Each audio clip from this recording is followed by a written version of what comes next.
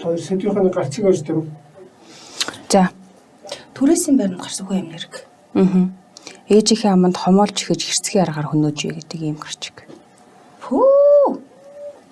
Өчтөө үгүй яасан. Галзуурч юм шиг баг. Ямар нэвтрүүлэг юм. Ямар тэнийг юм бэ? За ямар хэрэг ярих гэж. За тасаад яа оруулахгүй бол чи хоёлог энийг хэрэг ярих гэж энийг гэдэг загнуул нь шүү дээ. Тийх бах та тий. Сайн бацхан юу яа Entertainment-ийн 417 нэвтрүүлгийн дараагийн дугаар эхлэхэд бэлэн болсон байна. Өдрийн минь дами. За өдрийн минь төрхий бүгдэнд нь мөн сар шиндээ сайхан шинэлцгээсэн баха манайха. За манай нэвтрүүлгийн өнөөдрийн хамтран ажиллагчаар BSB Finance банк бус санхүүгийн байгууллага хамтран ажиллаж байгаа та бүхэнд маш их баярлалаа. Ямар сэдвээр ярих юм хөө? За би өнөөдөр мөн адил Солонгос улсын Ганнам дүүрэгт гарсан. За тэр тусмаа түрээсийн одоо орон сууцад гарсан хүн амны гэмтэргийн талаар ярих гэж байгаа. Тэгээд яагаад ингэж нөгөө Солонгосын гэмтэргүүдийг яриад байгаа юм бэ гэдэг гисэн. Зэрэгэлдээ ертөнц гэдэг одоо манай групп байгаа шүү дээ. Тэр группт манай сонсогчид өөрснөө гэмтэргүүдийг орчуулад хийж өгдөг. Тийм ингээд гадаадд байдаг одоо сонсогчид маань өөрсдөө сайн дураараа орчуулад энэ гэмтэргүүдэд мэдээлэлийг оруулж өгдөг. Маш их баярлалаа. Та бүхэн бас бүгдэнд нээлттэй байдаг шүү. Тэр хэрэгүүдээс ингээд хүргэдэг байгаа. За энэ хүү хэрэг болохоор Ганнам дүүрэг гэхээр солонгосчуудын баячуудын орол. Тэгээд бид нэр сайн мэддэг алдарт Ганнам шүү дээ. Яг үнэ. Тэрүүгээр нь сайн мэдэх баг. За энэ хэрэг бол 2005 оны 8 сарын 12-нд болсон. 20 гаруй жилийн өмнө тийм болсон юм хэрэг байгаа юм л да. За 2005 оны 8 сарын 12-ны өглөөний 9 цагийн орчимд Түргэн тусламжийн 119 гэдэг утсанд дуудлага ирсэн байгаа юм л да. За энэ дуудлагт болохоор нэг бүсгүй би хутгалуулчлаа. Өөрөө би хутгал гэмтсэн байна. Тэгээ дээрэс нь манай найз үтсэн юм шиг байна. Яна. Айгуу сонио. Үтсэн юм шиг байна. Амьсгалж чадахгүй байна. Хурдан ирээрээ гэд маш хэцүү байдалтай дуудлага өгсөн байгаа юм л та. За ингээд энэ тухайн хэрэг болсон газар нь болохоор нөгөө илээ Ганнам дүүрэгт байрлах нэг түрээсийн байр байсан. За тэгээд энэ хэрэг маш ноцтой байсан учраас төргөн тусламж болон мөрдөгчд хэргийн газар яаралтаар очсон байна. За ингээд хэрэг гарсан гэдэг одоо дуудлага өгсөн айлын хаалгыг нь тогтсон юм л да. Тогттол хаалга яг ингээд онгоохтой зэрэгцээд нөгөө нэг анх дуудлага өгсөн буюу би нэг утгалуулчлаа гэдээсээ хохирогч юм ихтэй. Тэгтээ бүр нэлээ ингээд сонирн байдалтай өгцсөн. Гартаа хот гарцсан зогсчихсэн. За одоо ингээд түргнийхэн цагтаа нар ороход гартаа утга гарцсан. Тэг яасан ингээд гэсэн чинь гимт хэрэгтэн дахиад ирж магадгүй гэд айгаад яг өөрийгөө хамгаалах гэдэг утга бариад ингээд зогсож байсан байдаг. За тэгээд цагтаа нар байсан учраас тайвшраад ингээд хохирогчийг тайвшруулаад тэндээс авч гарсан л та. За тухайн хохирогч бүсгүй бол 20 орчим насны нөгөөх нь одоо манай найз гэж нас орсон юм шиг байна гэдээс нь болохоор хоёулаа 20 орчим насны хоёр эмэгтэй байсан. За дуудлага өгсөн бүсгүй олон удаа хутгалуулсан байсан. Гэмтэл авсан байсан. За тэгээ тэр даруйдаа эмнэлэгт хүргэгдсэн юм л та. Харин нөгөө манай найз гэж лээд байсан. Найз олох аа нь болохоор шалан дээр аль хэдийн амьсгалуур хатсан буюу тас орсон байдалтайгаар хэвтэж байсан. За ингээд хохирогчийг одоо авч явсан тийм ээ. Одоо задлан шинжилгээнд оруулсан. Тэгээ задлан шинжилгээний хариуд болохоор олон удаагийн хутганы шарах. За дээрэс нь гар болон хөлийг нь хүлчихсэн байсан. Хүлсэн. За хүзүүнд нь одоо баймлуулсан байж болцсохгүй юм мөр илэрдэг шүү дээ. Мөр илэрсэн байгаа. Тэгээд нөгөө удаан баймлахаар ч хүний цус дэшиг хөөгд хөхөрдөг шүү дээ. Нүүр ингээ хөхөрдөг. Цус урсан байсан. За нүдний алиманд нь буюу хүчтэй ингээ хооллоо шахахаар цусрахаг толбонууд өссөн. Ингээд хаагардаг шүү дээ. Судснууд ингээ хаагарсан. Цэргээс одоо үндэслээд амьсгал богдон амнасаа алдсан гэдэг дүгнэлт гарсан байна.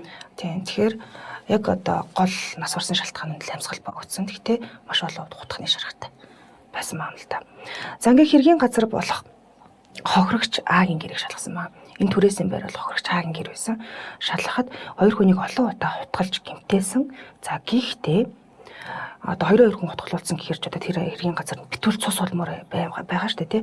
Гэтэл хүнжил болон матраснаас өөр газар цусны улмор огтолтоогүй. За тусаж мусаад ингэ явдаг штэ тийм. Ерөөсөө тийм байгаагүй. За энэс дүүл барам орны матрасны дунд хэсгээс гарын юм алга орчмын хэмжээтэй ухаат авсан байсан. Матрас ингэ ухаат авчдаг штэ. Хонхоолгоод ингэ ухаа авчихсан байсан. За тэгэхээр матрасыг хэрэгтэн тийм ээ хэрвээ өөрөө одоо тэрийг ингээ ухаж авна гэдэг чинь бас л нэлээд ажил шүү дээ тийм ээ. Ухаж авсан гэж үзвэл энэ гэмт хэрэгтэн энэ хэргийн газар хэрэг болсон газар ихээ тухтайхан олон цаг тийм байсан гэж үтсэн байгаа юм л та.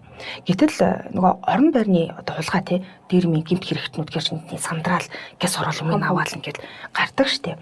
Тэгээ дээрээс нь тэр айлаас үнд хүрэх зүйлс буюу үнэт хэдлэл мөнгө бэлэн мөнгө гэдэг ч юм уу тий юмнуудыг авч гардаг. Гэтэл одоо хүний ам бүрэл гэж хэрэгээх хүндрүүлэх шаардлагагүй гэж үздэг юм аа л да тэрийг. Тий. За шууд цухтаагаад гардаг ч юм уу тий. Яг хэрэгтэй юм дааваа гардаг. Гэтэл энэ хэрэгтний хувьд болохоор цагдаа нарын хувьд юу үзсэн гэхээр анханасаа энэ гэрт одоо бэлгийн хүчирхийлэл үлдэх гэж орж ирсэн. Эсвэл анханасаа хүн амны хэрэг үлдэх гэж бүр зорж ингэж ирсэн юм байна гэж мөрдөгч. Ер нь зорьсон хулгай дээрэн байгаагүй л гэсэн санаа юм шүү дээ. Яг үнэ. Тэгэхээр энэ хүний одоо зорилго нь анханасаа тодорхой байсан буюу гив гинтийг танихгүй хүн орж ирэл л одоо хулгай дээрэн хийх гэж хагаад хоёр хүндэд хараад нэг сандарсандаа бүтгэлцсэн юм бол биш л байгаа юм л та. Гаднаас алуурч орж ирсэн нь бол яг бодтой юм шүү дээ тий. Би одоо найзыгаа хүн өчөө тэгээд хүн алчлаа гэх гээд энэ үг гэж утсан. Энэ хоёр хоёулаа гимтсэн байгаа юм л та. За тэгээд хамгийн сонир нь болохоор энэ одоо гимт хэрэг болсон байрны хаалга нь кодоор онгодог байсан. Одоо нөгөө бачууд орно шүү дээ. Кодоор онгодог байсан учраас хэрэгтэн нь хаалганы кодыг мэдхээр хэмжээний хүн гэж үзсэн. Тий. Ойр дотны хүн байна. Эсвэл хаалга танихгүй хүнд одоо онгойлгож өгөхгүй шүү дээ тий. Шууд ингээ онгойлгож өгч байна гэхээр зүс мэдэх хүн байсан юм гэдэг дүгнэлтэнд хүрсэн байгаа юм л та. Төрөслүүлэгч юм. Тийм байж магадaltaй. За ингээд амьд үлдсэн хохирогчийг буюу тийм ээ эмнэлэгт шууд хүргэгдсэн шүү дээ. Хүргэх замдаа юу болсон талаараа товчхон асуусан байгаа юм л та. За яг юу болсон бэ гэдэг. Тэгэд энэ хооронд хамгийн анх нэмэгдүүлэхээр юу гэж гисэн гэхээр унтаж байсан. Ингээ унтаж байхад нэг юм хүн байгаа өөр хүн гаднаас ингээ ороод ирсэн юм шиг мэдрэмж төрөөд байсан. Тэгэхээр нь нүдэ нэгээд ингээд харсан чинь үгийн зүрэг намайг хутгалж эхэлсэн. Шууд ингээд нүдэ нэгээд ингээд хараад хутгалж эхэлсэн гэж хариулсан ба. За энэс нь үндэслэл цагдаа нар юу гэж бодсон юм бэ гэхээр хэрв хаалгыг одоо энэ насны хохирцсон тийм ээ гэд одоо бүсгүй нээж өгсөн бол амьд үлдсэн хохирогч найз нь сэрэх байсан гэж үзээ та. Хамт байсан учраас сэрэх байсан. Тиймээс хэрэгтэн гаднаас кодо хийгээд өөрөө орж ирсэн байх юм шиг болж байна гэж эхлээд нь бол ингээд тодорхойлж байгаа юм л да. За мэдээж хэрэг одоо энэ гэмт хэрэгийг цааш нь мөрдөгчөд шалгаж үзсэн байна. За ингээ хохирогчдын хамгийн дөрөнд л эргэн тойрноос нь шалгадаг шүү дээ тийм ээ. Хамгийн ойр хүрээлээс нь шалгадаг. Тэгээ эргэн тойрны хүмүүсийг шалгаж үзэхэд ерөөсөө энэ хохирогч болох бүсгүйд одоо муу санаад ч юм уу сингтад удаа хугацаанд хийж явсан хүн ерөөсөө холтоогүй. Тэгээд тийм муу харьцаатай ч юм уу тийм хүн ерөөсөө олдоогүй. За тэгээд бүр хамгийн харамсалтай нь амь насны хохирсон бүсгүй болох нь 3 сарын дараа хормын ихэрт төлөвлөж байсан. Хүүдий. Хорин болох гэж байсан. Тэгээд бүр найз залуутай 5 ингээ гарцсан байсан. За яг энэ тухай хэрэг гарах мөчөд бол хамгийн ойр хүн буюу нөхрийн эхнэрээс сэтгэлдэг штэ. Харин энэ найз залуу нь бол өөр газар байсан баттай баримтаар нотлогдсон байдаг. За тэгээд энэ түрээсийн байранд хүн амны хэрэг гарсан гэх сургаар тухайн байрны оршин суугчдад хэрэг турлах хэргийн газарт бүгдээр цуглаж эхэлсэн байна л да. Мэдээж ирээд шамбаралтал ингээл хэлдэг штэ тий. Гэтэл цагдаа нар юу гэдэг юм аа л да. Одоо гэмт хэрэг болсон газар ингээд гэмт хэрэгтэн хэрэг хийсэн газараа заавал ирдэг юм байна. Кинон дээр аяг сонсч байсан үү? Яасан ингээд тэгэхээр одоо нөгөө цогцоо нуусан газараа очиж эргэж очдог ч юм уу те. Нэг бол энэгээр юу болж намаас ижгэлж гэнэ яаж нээж ингээд хандлт авахын тулд заавал гэмт хэрэг хийсэн газар гэмт хэрэгт өөр очдөг юм байна. Буцаж тэгсэн яг л тэр дагуу одоо цагдаа нар ингээд ажиглалт хийж байхад яг энэ баах хүмүүс цуглараад тэр хэргийн газар байж байхад улбар шар өнгийн загасны одоо загасчлалын цүнхний том юм цүнхнүүд дээр дуурмар гайдаг цүнх үрсэн 20 орчим насны. За дээрэс нь хөр шайлын эрэхтэй мөрдөгчдөр ирээд энд яг юу болсон юм бэ гэж асуусан. За хэрэг дурлаж эхэлдэг байхan. Тэгээ гэмт хэрэгтнүүд өөрсдөө хэрэг дурлаж эхэлдэг. Хамгийн сонин. За ингээ асуусан байна. За мөрдөгч болохоор энэ хүн амны хэрэг гарсан гэдэг товчхон хариулт өгөөд ягаад гэвэл энэ тайлбарлах шаардлага байхгүй шүү дээ. Ингээ явуулсан байна. За мөрдөгчид тухайн түрээсийн байрны хяналтын камеруудыг шалгахаар болсон. Гэтэл энэ нөгөө нэг актер бачуудын орол гэдэг байгаа ч гэсэн тэг хяналтын камер сул байсан. Яг тэр 2005 оны хэрэг шүү дээ. Бас тийм түгээмэл байгаагүй юм блэ л дээ. Тус байранд орцны хаалга, за тэгээд лефт, машины зогсоол гэсэн 3 газар л рүүсээ хяналтын камер байсан. Ийм түгээмэлийн тэмдгүү камер байгаагүй л дээ. За камер байсан. Тэгээд хэрэг болохоос өмнө ба дараа нэгчхэн тэр камеруудад ерөөсөө бичигдээгүй байсан баг. Ямар тэр нэг айгуу сонирн болсон. Хаагуур яаж орсон те. Тэгэхээр тэр чинь нөгөө тодорхой хэмжээний л газрыг харуулж байгаа болохоор хаагуур очиж явсан байх боломжтой болчих юм л да. Тэгээд дээрээс нь хурш мөршөөл өөр ойлгомжтой болчихсон. Гэрлүүг орж байгаа юм шиг харагдах юм шүү дээ. Яг үнэ. За ингээд энэ түрээсийн байр нь 21 давхар юм байр юм билээ. 21 давхар за ойролцоогоор 317 айл тэнд оршин суудаг. Ойролцоогоор за 317 айл гэхээр чинь 1500 орчим хүн амьдардаг гэж л те. За энэ хүмүүрдэгчдийн баг давхар бүрт хуваагдаад айлуудаас мэдүүлэг авч эхэлсэн. Бүр ингээд 21 давхраар ингээд тэр чигт явж гисэн байна шүү дээ. Явж ихсэн. Тэгээд хүн тус бүрээс нь ДНХ сорьц авч эхэлсэн маа. Мэдээж ДНХ үлдсэн байсан. За айл болгонтой нэг бүрчлөө уулзж явсаар хагаад нөгөө хэрэг гарсны дараа мөрдөгчтэй ирж яриа өгдөөс нэг улбар шар. Тэ шар цөнгөтэй 20 орчим насны хөрс залууг нь гэрт нь яг тулаад ирж байгаа юм л та. Ингээ ирсэн. За эренгүүтээ мөрдөгч нөгөө бүх хүмүүсээс асуулт асуусан л та. За хажуу айлдаа гарсан хэрэгтэй холбоотой танд одоо тий мэдэх юм байна уу? Ямар нэг сонссон юм байна уу? Тий харсан анзаарсан юм байна уу гэж асуухад нөгөө залуу нь харин л дээ гэл нэг юм бодож байгаа юм шиг басна. Мартсан саяхан нэг сэжигтэй зүйл харсан. Нэг сарын өмнө хаа би гарах гээд хаалгаа нийтэл хажуу айл руу хүн орсон бололтой хаалга нь яг хаагдаад ээжсэн. Хаагдчихсан. Гэхдээ тэр хаалганы ард нэг залуу зогсож исэн. Танихгүй залуу зогсож исэн. Тэгэд надтай харс тулгарангуудаа цухтаачихсан. За гэдгийг мэдүүлэг өгсөн. Тэнгүүд нь мөрдөгч за тэгвэл та тэр одоо тий үл таних залуугийнхаа одоо царайг нь санаж гинөө. Ерөнхийдөө одоо тий гадна төрхийг санаж гинөө гэхэд залуу хэлэхдээ өнхөршийн залуу хэлэхдээ болохоор маш хурдан болсон болохоор би одоо тэр царайг санахгүй байна. Гэхдээ 30 дөнгөж одоо гарсан болов гэмээр өндөр нэг 170 орчим тий үсээ засалт нь одоо хайкала гэж байгаа. Энэ болохоор нэг эрэгтэй богино усыг 8-2-ын харьцаатай хуваагаад хүлээлгүүдийг гөлчүүл гэж гэлддэг юм билээ л те. Янзлсан үсийг хэлдэг юм байна. Ийм үстэй гэж хэлсэн маа. За энэ хүртэл сонссон мөрдөгчдөд болохоор нэг зүйл маш сонирхолтой санагдсан. Яасан гэдгсэн чинь тухайн мэдүүлгийг өгч байгаа хөршийн залуу энд үрслээд байгаа үнтэйгээ өөр адилхан байсан. Бараг нэг өөрийгөө хэлээд байгаа юм шиг. Йоо. Тий. Гэвь би заргаа ичлээ. 170 орчим гэсэн чинь өөрөө 170. Тэгээ нөгөө үснийхээ засалтаа өөрөө нэг тиймэрхүү залуу байсантай хийлээ зогсоод байсан. Тийм. Байгаа юм л да. Тэгэхээр н мөрдөгч нь гайхчихсан. Би чи өөрөө юм биш үү асуусан байгаа юм л да. Тэгт нь нөгөө залуу чинь үгүй би хэрэгтэн байсан юм бол та нарт ДНХ-ийг өгч би яа тий. Гарцгаа гэд ууралсан маа. Тэгт нь мөрдөгч за та гэмт хэрэгтэн биш юм бол яг тухайн гэмт хэрэг гарсан үед яг юу хийжсэн юм бэ те? Тэр онсард юу хийжсэн бэ гэсэн чинь би найз охинтойгоо шүмжингээ архитаад үүрийн 5 цаг үед гэртээ ирсэн шүү дээ. Тэр үед би бараг байгаагүй гэж байгаа. За тэгээ найз охин болон тэр хяналтын камерыг шалгаж үзэхэд үүрийн 5 цагт гэртээ ирсэн үнэн болгон тогтогцсон. Хөршин залуугийн. За энэ үеэр эмнэлэгт хүргэгдсэн нөгөө хохирогчийн биеийн байдал сайжирсан азар мэдүүлэг өгч чадахгүй хэмжээнд хүрсэн. Нэлээ аваа бас тэнхрээд ирсэн юм л та. За ингээ мэдүүлэг өгч гэлсэн. Юу гэж мэдүүлэг өгсөн гэхэд хүний мэдүүлэгт хэрэг гарсан байрал манай амиа алдсан те. Агийн одоо ихчийнхэн хүрээсэлдэг байр байсан. Бас дамаа. Тэгээд гэхдээ их чинь гадаад руу томилолтоор ингээд явчихсан байсан болохоор тэр гэрт түр амьдарч ирсэн юм аа. Би сөөвөлд зугаалахаар очоод тэдний ганц хоёр шөнөл одоо хамт хань болж ингэж хонохоор болсон. Тэгээд тэр гэмт хэрэгтэн бол огт юусэн танихгүй. Үнэн ч юусэн харж байгаагүй юм билээ. Тэгээд гэхдээ хэрэгтэн 20 нилийн гарсан 170 см орчим өндөртэй хэрхэн таарад байгааз өндөртэй хакела засалтын өстэй яг гэлдсэн юм өстэй. За дээрэс нь цайвар шар хувцастай байсан. Тэгээд хамгийн сонин таавч гэнэ чимээс үсгэж гэж. Гутлын биш таавч, гутал биш таавч гэх сонин байгааз энэ одоо тийм холоос хүн таавчдаг үг гэдэг юм гэж байхгүй зү. Сонссон. За ингээд найзтайгаа хамт унтаж байхад намайг ингээ хүн нэг мэдрэмж гэдэг чинь зараалгал хараад байгаа юм шиг мэдрэмж төрөөд нүдэнэтэл нэг залуу намайг ширтээд ингээ зогсож байсан. Айсандаа орилсон ч гэсэн хэрэгт нь шууд нуруу маань хутгалж ингээ эхэлсэн. Тэгээд би ухаан алдчих шиг болсон. Гинэт нэг утасны чимээ гараад ухаан орсон чинь миний нүрийг ингээд хүнжлөөр бүтээгээд одоо өгцөн гэж бодсон юм шиг. Хүнжлөөр бүтээгээд ингээ орхицсан байсан. Тэгээд хүнжлөөр бүтээгээд ингээ орхицсан байсан гэсэн нь хөдөлж чадахгүй айгаад тэг ингээ чимээ сонсоход манай найзыг одоо найздгүй бэлгийн хүч хэрэглээд үлдээд байгаа юм шиг юм чимээ сонсогдсон. Ингээ тэгж байгаа байхгүй юу. Тэгээд би ахаад ухаалтцсан гэж байгаа. Нөгөө олон утгал болсон учраас ухаалтцсан.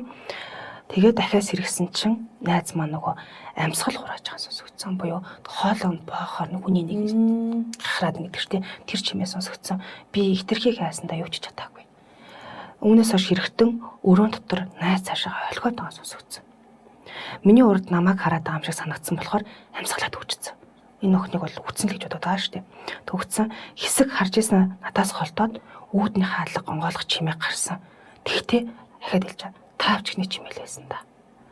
Тэгээд төд удалгүй орцонд өөр айлын хаалганы кодыг дарах чимээ болон хаалга нэгдэж хаагдах чимээ гарсан. Яг хөршин нь тий. Ойрхон бааз гарсан гэж мэдээлэл өгсөн ба. За тэгэхээр эндээс үзэхээр ойлгомжтой болчихж байгаа шүү дээ, тийм. Хэрэгтэн хохирогчтой нэг давхар амьдардаг гэдэг тодорхойлж байна. Гарангуудаа ингэж орчиж байгаа байхгүй. Гэвч тодорхой нотлох баримт байхгүй учраас нөгөө хөршүүдээс яг хэнийг гэж тодорхойлж байгаа хэцүү болж гисэн. Нөгөө мөргөлжсэн юм ол айлгаа учраас яг айлах хаалга руу орсон мэдгүй байсан. За гэсэн ч мөрдөгчдийн туршлагаар үндэслсэн маам л та. Яасан гэхээр хаа байсан 1 сарын өмнө маш богино хугацаанд харсан хүнийхээ 1 сарын өмнө шүү дээ, тий. Өс бие төрхийг тодорхой санаж ирсэн. Өндөр ном те ингээ санаж исэн. За хүн ер нь өөрт нь ямар нэгэн байдлаар чухал биш мэдээлэл богино хугацааны ой санамжинд хадгалдаг юм байна л да. Нэг чухал биш бол. Тэгээд ингэж нарийн тэр хүнийг санах хэцүү байдаг гинэ. Сансан ч гэсэн дурсамжинд бүтгэрээд бодит байдлаас өөр болчдөг гинэ. Хольж гутгадаг ч юм байдаг. Гэтэл маш тод санаж исэн. Хөршийн залуу. За хоёрт нь хэрэгтний өнцгөөс авч үзвэл хэргийн газар олон цаг байж цус болон босод зүйлсээ цэвэрлсэн. Тийм буюу тэр шал малын дээр байсан цус мөсийг бүгдээ сан цэвэрлсэн байсан тийм ээ. За хохирогчд бүгд нас барсан гэж бодсон. Хэд гэж бодсон. Тэр бүхэл орны матрасыг хүртэл ухаад авсан байсан. Тэр тийм үзэрлээ. Аха. Тэгээ яа тэгэхээр гэмт хэрэгтэй хэргийн газар өөрийг нь илрүүлэх ямар ч нотлох баримт үлдээг өгч итгэлтэйсэн. Одоо нөгөөсөндөө бэлгийн хүчрхэл үлдсэн шүү дээ. Тэг ингээ ухаад авчиж байгаа байхгүй. Ямар. Гэ итгэлтэйс учраас юунаас ч яахгүйгээр ДНЭ сорьцоо мөрдөгчдөд өгсөн гэж утсан баам л та. За ингээд хөрс залууг айлын залуу сэжигтээр тооцсон дахин гэрт ноцсон баа. Хэрэгтэй хэрэг үлдэхтэй өмсөн хувцас нь гэр дотор нь байж магадгүй гэж үзсэн юм л да. Тэгээ мөрдөгчд залуугийн гэрт ороод тойруулаа харсан гэсэндээ нүдэнд нь яг орохт нь бол нэг тийм тороодох юм байгаагүй. Эхний ээлжинд. Тиймээс мөрдөгчд за бидний хэрэг мухардчлаа. Одоо өөр арга хэрэглэж эхэлж байгаа юм л та. Чиний харсан хүн энэ байранд дахиж харагдаагүй юу? Одоо тэр харсан баг гэрчин гэж л үзээд байна шүү дээ. Харагдаагүй юу? Ганцаараа амьдардаг хүний гэр гэхэд сонирхолтой юм да танах манах гэж зүгээр энгийлээрээ өрнүүлж байгаа юм л та. За тэгээд яриа өдөд хэрэг гарвал залгаж яваа дугаараагүй явцсан байна. Үүнээс хойш мөрдөгчд болон сэжигтэн нар хоорондоо уцаар хаяа холбогддог болсон. Итгэл төрүүлж. Сэжигтэн буюу энэ сэжигтэн өөрийгөө болохоор гэрчгээ бодоод байгаа. Цагдаа туслаад юм гэж бодоод байна шүү дээ. За ингээ мөрдөгчд хэргийн газрын мөрдлөг их нэрэдлэр хурш айлын залуутай уулзахаар ирэх болгонд нь залуугийн гэрд архины шил баг багаар ихсэж эхэлсэн байна. Аваалал өдөр шөнө ингээ архитаж эхэлсэн байна л да. Ингээ сэжигтэн залуугийн сэтгэл санаанд ямар нэг өөрчлөлт гарсан мөрдөгчд анзаарч эхэлсэн. Хоёр хүн алдсан гэж бодож байгаа юм бас л өлегтэй байхгүй тийм ээ. Тэгээд мөрдөгч яг одоо сүлдээ найз чиг харж эхэллээ. Яасан сэтгэл санаа чи хэцүү байгаа юм уу? Ахтай ярьж гоё та. Гэдгийгсэн маа. Тэгсэн чинь сэжигтэн найз охинтойгоо хормын бэлтгэл хийх ёстой гэсэн те. Надаа мөнгө байхгүй гэжсэн маа. За энэ мэтэр цаг хугацаа явсаар хэрэг гарснаас хойш 11 дахь өдөр шинжилгээний газраас дуудлага гарсан маа. Тэгсэн ухагдсан матрасны өөр хэсэгт туссан эрэгтэй хүний үрийн шингэнийг илрүүлж чадсан. Тэгвэл за ДНЭ нь шинжилгээний хариугаар хөрш айлын залуу хэрэгтэн мөн гэдэг хариу гарсан. Одоо нөгөө нэг тэр хэсгийг ухаад авчвал баригдахгүй л гэж бодсон боловч тэр ч одоо тусын ш таасайг үл тээ. За хариуг авсан даруйдаа мөрдөгчд хэрэгтний гар утасны байршлыг ашигласан байна л да. Ингээд хэрэгтэн ажил дээр байгаад тогтсон ажлынхын зүг хөдөлсөн байна л да. Тэгээд замдаа ингээд явж бат хэрэгтнээс мөрдөгчд дуудлага гарсан. Гэмт хэрэгтэн мөрдөгч рүү залангуйтай. Мөрдөгч өө чи хаагаар яваад байгаа ганц нэг юм гооло ярилцъя. Энэч нингээ ярилцаад байгаа ш. Гэсэн чи хэрэгтэй би ажлаа солих гээд тэнд ярьсанд орож байгаа завгүй гал та гэж хэлсэн маа. За мөрдөгч тэгэхээр орой уулзъя хөлөө юм ярьцъя хаана уулзах гэсэн маа. За тэгээд ийхүү мөрдөгч болон хэрэгтэн уулзахаар цаг товлсон. Нотлох баримт гарч ирсэн гэдгийг мдээгүй байсан л та нөгөө хэрэгтэн. Хэрэгтэн тавсан газар ирэхэд цагдаа нар услан баривчилж авсан маа. За мэдүүлэг эхлээд нотлохоо гарч ирснийг харуулад хохирогчдын мэдүүлгийг үзүүлсэн ч гэсэндээ хэрэгтэн мэдээж хэрэгээ хүлээгээгүй. Үгүй би хийгээгүй гэсэн. За аргаа барсан мөрдөгчд хэрэгтний аавыг нь авчирсан ч гэсэндээ тусыг үл болсон маа. Ааваар нь одоо ингээд хэрэгээ хүлээчихье гэсэн боловч ямар нэг юм одоо нэмэр болоогүй. За тэгээд мөрдөгч нэг зүйлийг сансан байгаа яриан дундаа юу ингээд гэсэн чинь хэрэгтнээс хамгийн анх аль биесээр мэдүүлэг авахд ингэсэн юм л да. Хэрэг гарсны дараа өдөр загас барихаар нутаг руугаа явчихад ирсэн гэж хэлсэн гинт сансан байна. Тэгээд хэрвээ тэр өдөр загас барихаар биш гэмт хэрэгт хэрэгэлсэн зүйлсээ хаяхаар явсан бол яах вэ гэж бодсон. За мөрдөгч за танаа нут руу явъя. Тэр санангуйтай ойлоо танаа нут руу явцгаая. Очингоо ээжтэй чи уулзъя гэж хэлсэн маа. Тэгсэн чи хэрэгтэн бодож сууж яснаа. Хэргийг хүлээчүүл ээжтэй уулзахгүй болох уу? За Шууд гэсэн. За яасан гэдэгс өмнөдөө хэрэг гарахын 3 сарын өмнө тэр байранд нүүж очсон маа л да. За тэр үеэсээ л тэр хажуу айлтай ганцаараа амьдардаг эмэгтэйг ажиглаж хэлсэн маа угаасаа. Хэрэг гарсан өдөр найз охинтойгоо хайр хуусан, өөрийн тав хүртэл уусан. Энэ нь бол үнэн байсан. Гэрлөөгөө орох гэж явахдаа хажуу айлын хаалгыг эмийг яаж мэдэх вэ гэж татаад үтцсэн маа. Тэгсэн чинь зүгээр л онгооцсон. Хаалгаас гүц таахаггүй юм аа л да тэр хоёр. ямар бол. Гэтэл нөгөө ганцаараа амьдардаг гэж ойлгож байгаа шүү дээ. Тэгсэн чинь орсон чинь 2 хүн байсан. 2 өөр одоо бүсгүй байсан. Тиймээс галтгооноос нь хутга аваад найзыг нь шууд хутгалж алаад хүнчлөөр бүтээсэн гэж байгаа. Азар нэг амьд үлдсэн найз нь шүү дээ, тий. Хамгийн түрүүнд л найзыг нь алсан гэж байгаа. Тэгээд амь хохирогч одоо аг тий. Бэлгийн учир хилэл үлдсэн энэ бүсгүйд. Тэгээд тийм нам маань одоо үлдчих байх гэдэг амь хохирогчийг угаасан гэж байгаа бүр. Зөө. Угаагаад тэгээд энэ бүсгүй нөгөө нэг хохирогч маань уулын гойсл юм билээ л дээ. Би чиний царайг хараагүй. Дээрээс нь би удахгүй ингээ урмаа их гэж байгаа. Намайг амьд үлдээчихээ би цагтаад хэлэхгүй гэж зөндөө гойсон гэж байгаа. Тэгсэн ч гэсэндээ цагтаад хэлчих юм шиг санагтаад алсан. Алчаад 1 цаг 30 минут гэрийн цэвэрсэн байгаа. Тэгэхээр тэр хооронд тий нөгөө охин найз нь тий амьд үлдсэн найз нь 2 ухаалтаас ирж байгаа шүү дээ. Ухаалтаас ирээд 1 цаг 30 минут болсон маа. Тэгвэл мөр хайрлахсан маа. Шалан дээр ус маань унчихъя гэж бодоод нэг бүр скотчцсон гэж байгаа шүү дээ. Скотчор цэвэрлсэн хэрэг тагшилсан эд зүйлсийг олбор шарангийн загшлан цуганд хийгээд талаа тавьчих байсан. Тэгээ нөө энд юу бас ингээд үүрж авах та хэлсэн байгаа байхгүй. За мөрдөгчд хамгийн анх хэргийн газарт ирэхэд хэрэгтэн мөрдөгчтэй нөгөө яриа өгдөө зогссон шүү дээ. Энд бас ингээд яг энэ үедээ нөгөө цүнхөө хүрцэн ингээд явж байсан. За харамсалтай нь нөгөө далаа тайсан гихэн цүнхийг олж чадаагүй юм билээ. За мөн хэрэг болсон байрны хаалга нь автоматар төгжигддөггүй заавал дотроос төгжигддэг байсан юм байна. Хаагаад заавал давхар ингэ төгжигддэг байсан юм байна л да. За нөгөө амнаас нохогрсан болохоор ихчийн гэр төр зүр амьдарч байсан учраас хаалгын төгждөг гэдгийг мартчих. Хаагтангууд шууд төгжигддэг гэл ботцсон л байсан юм байлээ л те. За тиймээс хэрэгтэн татаж үзэхэд шууд онгоос нь тэр болж таарсан. За хэрэгтэн хохирогчийг хохирогчд бол одоо бэлгийн хүч хэрхэлэл үлдэх зорилготой байсан. Өөрөө хүлэн зөвшөөрсөн. За мөн хэргийн одоо туслах нотлох баримтууд үүнийг дэмжиж байсан бол шүүгээс хэрэгтэнд бүх насаар нь хорих яла оноосноор энэ хэрэг албаасаар дуусгар болсон байдгаа. Тэгээд аль биесны бас мэдээлэлээр болохоор нэг амьд үлдсэн. Одоо гэрч буюу хамгийн гол гэрч бүсгүй байгаа шүү дээ. Миний найз нь бүсгүй бол одоо бол багшид гэсэн. Тэгээд багшидыг хэвэн амьдралдаа эргэж орсон гэдэг мэдээлэл байна. Зөө. Хаалгуудаа сайн харж авахгүй л аюултай юм. Гэтэ нэг жоохон сэтгцэн юмтай байсан үгүй юу? Ямар амир болоо юм бэ? Шууд л гэрлүүн явж орангуудаа хүн удажангууд нь халаад эхэлнэ гэдэг чинь. Тэр чинь хэд хоногийн өмнөөс ажилтсан байгаа байхгүй. Ганцаараа орж гарч юм гэж тэ. Тэгээ 2 хүн байнгын гүтэ шоконд орангууд нэг нь шууд алсан. Тэгэд юу нэг тийм архины хамааралт юм шүү. Байнга л архитал юм явж байдаг. Хөр байна. Тэгсэрний найз бүсгүйтэй урмай гэж байгаа гэж яддаг те. Айгүй юм байна. Эйгүү. Тэгээ тэр тавчиг гэдэг айгүй юу байгаа зү. Тий. Таавч готлын юу шал өөрлөлтөө. Ялангуяа солонгосчууд нэг юм шилжсэн юм өсдөг шүү дээ. Тэгээ дууртай. Дээрээс нь харангуудаа хажуудлахын кодыг хийгээд ингээ орж ийн. Сонсогдох хэмжээгээр ойрхон л байгаа зү. Тий. За хамтран ажиллаж байгаа хэлцүүлээд орчлоо тийм ээ. За нэвтрүүлгийн хамтран ажиллагчаар BSB Finance банк бус санхүүгийн байгууллага хамтран ажиллаж байгаа. Тэгэхээр та гар утсандаа аппликейшн татаж суулгаад за одоо салбар дээр нь заавал өөрийн биеэр очих шаардлагагүйгээр 3 одоо зээлийн нөхцөл байгаа тийм ээ.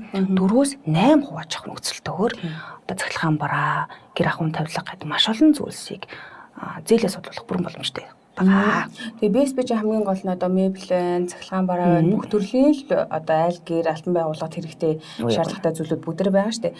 Тэгээд одоо ингээд нэг шинэ оффист орлоо гэж бодоход чинь ширээ сандалаас өсвөлөх хэрэг болдог шүү дээ. Тэгээд яг тэрийг яг ингээд нэг юм шууд авчиг гэхээр боломжгүй байгаад байгаа юм байгууллагууд байж болно, айл гэр байж болно, тэг өөрөх байж болно. Тэгэх юм бол нэгдсэн үнийн дүнгээрээ сайхан худалдаа авалт хийлээ. Тэгээ хамгийн гол нь аппликейшнээ ашиглаж зээл авч байгаа тохиолдолд хүү байхгүй, урьдчилгаа байхгүй 1-8% хувааж тулна гэж байгаа. За энэс гадна 2 дахь чухал мэдээлэл юу юм гэхээр BSB Finance банк бус санхүүгийн байгууллагыг зөвхөн BSB-гээс бараа авахтаа л ашиглана гэсэн үг биш. За энэ болохоор банк бус санхүүгийн байгууллага бие даасан олон жил үйл ажиллагаа явуулж байгаа учраас шугамын зээл буюу одоо бизнесийн байна, хэрэглээний байна тий олон төрлийн зээлүүдийг гаргадаг. Тийм учраас зээл хэрэгтэй байгаа тохиолдолд та BSB Finance гэсэн аппликейшн руугаа ороод зээлээ судлуулад авчих бас боломжтой. Гар утсандаа татаад аваарай.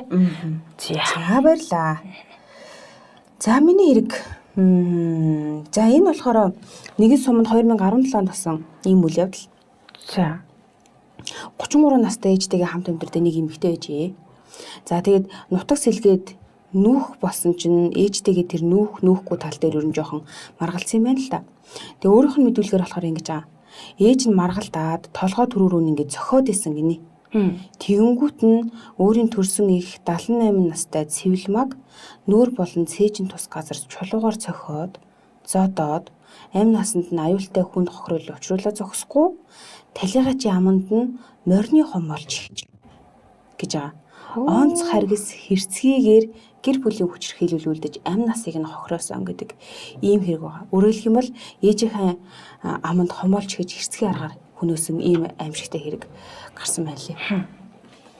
За тэгэд шүүгдэж бүсгүй шүүхийн хилцүүлэгт ямар мэдүүлэг өгсөн бэ гэд энийг нь бас сонирхож харлаа. Хамгийн түрүүнд шүүгдэгчийн юг мэдүүлгийг харсан. За тэгсэн чинь ингэж би яг вэ аа байхгүй болохоор муу хижийг авч явж чаддгүй маа. Тэгээд нэг ах дээр очихоор нөгөөрөө нь явуулаад тэнд очихоор буцаад нөгөөрөө нь хөөгөөд ээлжлээл ээжүүдэрийг ер нь хөөгөөд идэв. Тэгээ байсгээл ийш тийшээ хөөхтүүдэд сүүлдээ бүр аргаа барна. Хөөхтөө дандаа хүүхдүүдээрээ зодуулна. Өстой хэцүү. 14 оноос хойш л хөөгдөж ээжүүдээр амьдарсан. Тэгээ хөөхтөө чи одоо яв ээж чи өгчд мэдүү. Одоо чамаг харах амтан байхгүй. Төвийн хүн ч чамаг авахгүй улгаачуд минь тойр одоо явцгаа гэл ерөөсөө элдв өнгөөр л доромжилдог байсан гэж мэдээлэл өгсөн байна. За ингэж айж явсаар агаад ээжигээ хөнөөхөд хүрчлээ. Айсандаа болоод ээжигээ ямар зөгцөө. Ээжигээ явуулчаад араас нь өөрөө явъя гэж бодсон. Гэж ингэж мэдүүлэг өгсөн байна. Тэгэхээр ер нь бол нөгөө нэг шүүгдэгч 33 настай бүсгүүл айлын хамгийн бага охин юм бэлээ. Талигачийн тухайд бол 3 хүү 2 охинтой. За тэгээд шүүгдэгч бүсгүй болохоор айлын хамгийн бага буюу ээжтэйгээ хамт амьдардаг юм охин байсан. За тэгээд талигаач өөрөө хөдөө мал маллаад тэгээд өөрийн гэсэн хідэн малаа том охин хүргнээрээ харуулад тэдний хажууд амьдардаг байсан юм байна. Өөрөөр хэлбэл талигаачийн цэвэлмаа гэдэг энэ хүн болохоор 2 охинол түшээж амьдардаг хүн байсан байгаа байхгүй. Тэгээд яг хажуудлынх нь айл болохоор өөрийнх нь том охин хүргэнтэйгээ хүүхдүүдтэйгээ мал маллаад тэдний малтай өөртөөхөө малыг өсгөждөг. Хажууд нь гэр бариад бага охинтойгоо амьдардаг ийм хүн байсан байгаа. За тэгээ хэрэг гардаг 2017 оны 10 сард том охиных нь ингэсэн юм байна. Баг гэрээ өвөлжөөнд аваачаар нүүдэл хийх болсон юм байна л та. Тэгээд ээжийнхээ малыг өөрийнхөө малтай хамт ингээд туух тухай яриа болоод нүүдэл суудал болсон чи баг охин нь малаа авч үлдэнэ гэсэн юм байна. Нөгөө хөөж тугаад идэг болохоор л чаваас ээжтэйгээ үлдэнэ гэсэн юм билгүй дээ. Тэгээ ингээд малаа хойлоо авч үлдэнэ гэд. Тэгсэн чи хүргээх нь болохоор тэгээд хоёр малаа яг хинээр харуулах гээд байгаа. Гих мэтчил нэг иймэрхүү зэргийн яриа болсон байгаа. За тэгээд энийг яг ингээ бүр дэлгэрүүлэх юм бол гэрч буюу зохиомл нэршлэр олдох гэж энэ хүрэгнийх нь мэдүүлэг байгаа. За шүүх цэгмээс сонгож ярьж байгаа энэ хэрэгүүдээ бүгднгийн одоо юу яаж байгаа нэр үсийг нь өөрчилж байгаа, босон газрыг нь өөрчилж байгаа, оныг нь өөрчилж ярьж байгаа. Тэгээ YouTube-ийн комент харж ирсэн чи яагаад ингэж нэгэн чийдэгдсэн хэргийг өөрчлөөд идэм бэ гэд энэ нөгөө хохирогчдын сэтгэл санааны байдал зэрэг хүндэтгэх шалтгаанууд юу нэлээд байдаг шүү. Тийм за тийм учраас хүргэн буюу одоо зохиомл нэршлэр олдохын мэдүүлгийг хэдүүлээ сонирхъя. 2017 оны 10 дугаар сарын 26-ны өдөр манайх нүүдэл суудал хийсэн. Манай хадам ээж цэвэлмээ болон баг дүү болох омбонор манайхтай айл бөгөөд малаа ялгаж үлдэн гээд омбоо уурлаад исэн гэж. Тэгэхээр нь та нар үлдээ тэг хинээр малаа харуулах гэж байгаа гэж хэлчихэд морио услах гэд би яваад өгсөн. Намаг явхад талигаач омбоор хоорондоо малаа ялган ялахгүй гэд маргалтаад үлдсэн. Манай эхнэр болон охин хүргэн нар өглөө эрт баг гэрээ өвөлжөөн дээрээ аваачиж буулгах гэд явцсан байсан. Тэгээ би морио усалчаад эргээд 15 цагийн цаг агаарын мэдээ сонсгоод гэрлөөгөө буцаад ирсэн чинь талигаач хоньны хашааны урталд дээшээ хараад хэвтсэн байхаар нь морьтойгоо яваад очиход нийл цус олцсон хөдлөхгүй байхаар нь за ер нь л болохоо болчихжтэй гэж бодоод уцаар ярих гээд гэрлөөгөө орсон чинь уц маань болтгүй. Тэр хооронд омбоо ирээд намайг гэр дотор гаднаас түжиж явцсан. Тэгэхэд нь би нөгөө цоожийг нь онгоолгоод гараад мориндоо мордоод хойд уулан дээр гараад ихнэр хүүхдүүд ирэхээр нь дурандаад сууж исэн юм аа. За тэгээд орой 17 цаг өнгөрч яваад манай ихнэр хүүхдүүд ирэхээр нь дуудаад ийм зүйл болсон талаар хэлээд гэртээ ороод утас болохгүй нь гэсэн чинь манай хөргөн гадна талын утсыг салгаа хийсэн байна гэд залгаад цагдаа дуудсан. Мөн цагдаа нарыг иртэл бид нэр омбог харж байсан. Ийм мэдүүлэг өгсөн баг.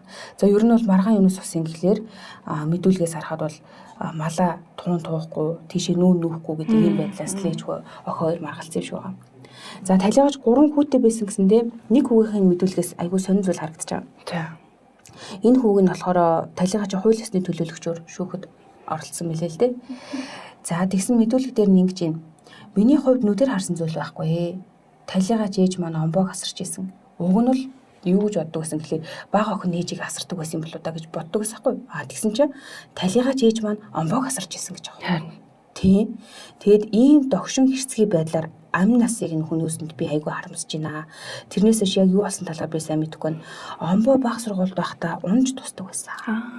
Тэгэд нас ахих тусам зан нэвтрээд гिचий нохой алан талан гэдэг төгөлцсөн. Тэгэд энэ уурнаасаа болоод өөрийгөө хүртэл 2 удаа хутгалж гэмтээж исэн. Мөн гэрээсээ гарч зүхтаагаад гадаа унтсан байжгаад гараа хүртэл хөлдөөгөөд хуруугаа тасдуулж исэн. Унаж тусаад байгаа нь мэдрэлийн өвчнгээд эмчлүүлж байгаа. Тэгээ сэтгцийн хувьд уг нь бол гайгүй маа.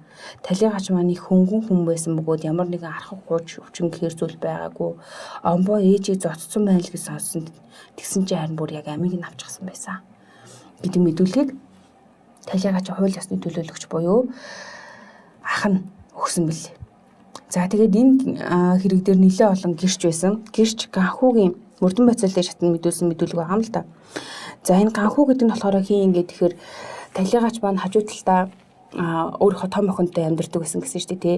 Том охиных нь хүүхдийн охиных нь нөхөр буюу одоо энэ мэдүүлэг дээр нь болохоор би талигаачийн зээ охины нөхөр гэж байгаа. Зээ охиных нь нөхөр буюу тийм хажуу талд нь хүүгийн одоо охиных нь амьдардаг охиноос нь гарсан охинтой суусан залуу охин шүү дээ.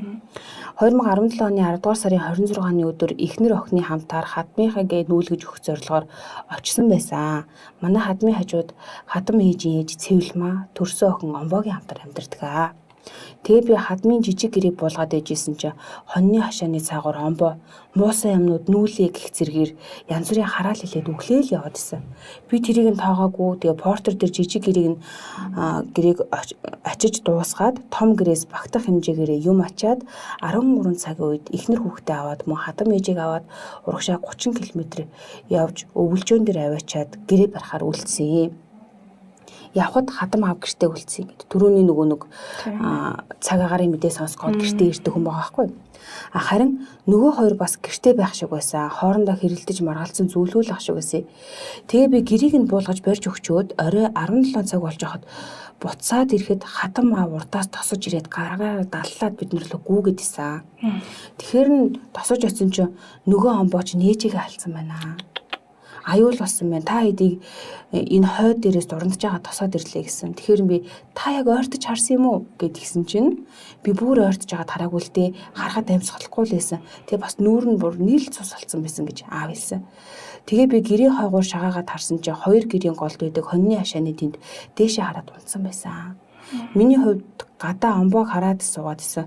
Энэ хугацаанд нэг удаа гарч ирээд дээж өргөж исэн гэж байгаа байхгүй. Сүүний дээж өргөж исэн. Мөн гэрээсээ хувинтай юм аваад зүүн урд зүг рүү явчаад эргээд гэртээ орсон. За бас гэрээсээ гарч ирээд биднэр лөө хараал нэлээ удаа зогссон. Тэгж яагаад гэртээ буцаад орсон гэдгийг мэдүүлэх байна. За төрсөн ихчийн мэдүүлэг дээрээс нэг сонь гэж ер нь зүгээр энэ хоёр маргалцсны улмаас л ээжтэйгээ маргалцсны улмаас амьд нь хүрчихсэн юм байна да гэдэг зүйлийг харж болохоор нэг мэдүүлэг байсан. Тэгээ би талигаач дээр очиж чадалгүй байжгаад нэг гараад ирсэн чи омбоо гэрээсээ гараад манайх руу ойртож ирсэн байхаар нь чи ээжийг яач вэ гэж асуусан чи наа чагуун чин толгой төрөөрөө балбаал хийсэн шүү дээ гэж хэлсэн. Тэрнээс хойш би дахиж уулзаагүй омбоотой гэсэн.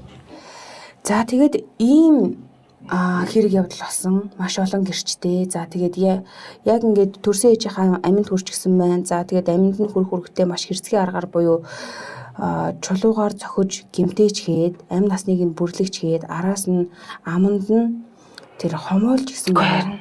Тийм тэр хэргийг болохоор яг нөгөө хэргийн газар үзлэг хийхээр очисон цагдаа нарын юугаар зургаар баримтжуулсан байт юм билэ. За тэгээд дээрэс нь талигач нөгөө нэг яг тухайн үед очиод өмссөн хувцсан дээрс нь цусны шинжилгээ аваад за тэгээд энэ шүүгдэгч гээд байгаа охиных нь өмсөж явсан хувцсан дээрс нь бас цусны толгой бэлдэрснийг нь шинжилгээ аваад энэ хоёрыг хооронд нь харьцуулж үзэхэд яг нэгдүгээр бүлгийн цустай ээжийнх нь цусбайж таарсан л да. Тэгээд маш олон гэрчийн мэдүүлэг байна, маш олон зүйлүүд байна. Тэгээд хамгийн сонин за энэ хэрэг явдал ингээд цагдаа дуудаад ерөө мөрдөн байцаалтанд шилжээд ингээд цаашаа үе шаттай явж байгаа юм. За тэгээ шүүхтэр очиод сэтгцийн эрүүл мэндийн үндэсний төвийн дүгнэлт гарсан. Айгуна. За тэгсэн чинь буюу за зохион байгуулалт нэршлэр омбон гэж байгаа юм тий. Он F7-8 тархины өвчин гэмтэл үйл ажиллагааны хямралын шалтгаанд бие хүн ба зан төрхийн бусад органик эмгэг зан төрхийн өөрчлөл тэнэгрэл өвчтэй байна гэж байгаа. Ямар ч ийгээс эрүүл авах боломжгүй байгаа юм. Тийм. Тэгээд Огийн дээр хэмнэг нь олдмор шалтгаантай эмгэг болно гэж байгаа. Олдмор. Тэрвэрлэх юм биш. Тийм. Онд сэтгцийн хувьд мэдүүлэг өгөх ямар чадваргүй байна. Мөн сэтгцийн хувьд хэрэг хариуцах чадваргүй байна. Хэрэг үлдэх үедээ сэтгцийн хувьд хэрэг хариуцах чадваргүй байсан. Буюу тэр хэргийг яг яагаад үлдэж байгааг мэдэхгүй байсан, ухамсарлахгүй байсан гэж. Тэгээ мөн он сэтгцийн хувьд цаашид өөртөө болон бусдад аюул учруулах эрсдэлтэй байна. Од эмнэлгийн чанартай албадлагын арга хэмжээ авах шаардлагатай гэсэн ийм сэтгцийн эрүүл мэндийн үндэсний төвийн дүгнэлт гарсан байлээ л дээ. За тэгэд эндээс улбалаад шүүхийн тогтоол яг юу гэж гарсан гэдгсэн шүүгдэгч хий овогтой Ог хүнийг санаатаа алсан гэмт хэргийг гэр бүлийн хүчирхийлэл үйлдэж алсан гэх үйлдэлийг хэрэгсэхгүй болох сугаа. Буюу энэ хэргийг нь энэ зүйл ангийг нь одоо хэрэгсэхгүй болгосон. Тийм лөвтөлж чанаа. За дараа нь онц харгас хэрцгийгээр хохирогчийг бие хамгаалж чадахгүй болохыг нь мэдсээрэж хүнийг алах гэмт хэрэг үйлдсэн гэм буруудад бол тооцноо. Гэхдээ тэр нүг хүнийг санаатаа алсан гэмт хэргийг гэр бүлийн хүчирхийлэл үйлдэж алсан гэдэг энэ зүйл анги нь байхгүй болж байгаа. Хэрэгсэхгүй болгоод энэс гадна Ог 15 жилийн хугацаагаар эмнэлгийн чанартай албадлагын арга хэмжээг хэрэгсэвэ гэж. За мөн тэгээд Ог сэтгцийн эрүүл мэндийн үндэсний төвийн тусгай тасаг твтүүлж эмчийн хяналтанд байлгасугаа гэдэг ийм шүүхийн тогтоол гарсан бэл. Тэгээ эхэндээ энэ хэргийг ингээд би нэг уншаа танилцсан явж хаад хөөе энэ ч одоо 33 настай эмэгтэй тэгээд ээжтэйгээ амьдэрдэг юу болчихвоо гэд ингээд өөрийнх нь мэдүүлгээс харахаар бол ер нь бол өөрсдийг нь байлгах газар байхгүй байх хвчнэр нь миний гэж яриадгүй тий. Тэгэд энээсээ болоод л одоо нэрнгээсээ л айц цэцэндээ ингэчүүдийг гэсэн чинь энэ хүн угаасаа хэрэг үлдэж явахдаа ямар ч тийм нүг хэрэг хариуцах чадваргүй юу хийж байгаагаа ухамсарлах чадваргүй ийм хүн байсан юм байна гэж үзсэн. Тэгээ олдмол гэхээр нөө багтаа унаж татдаг байсан гэхээр өвчин.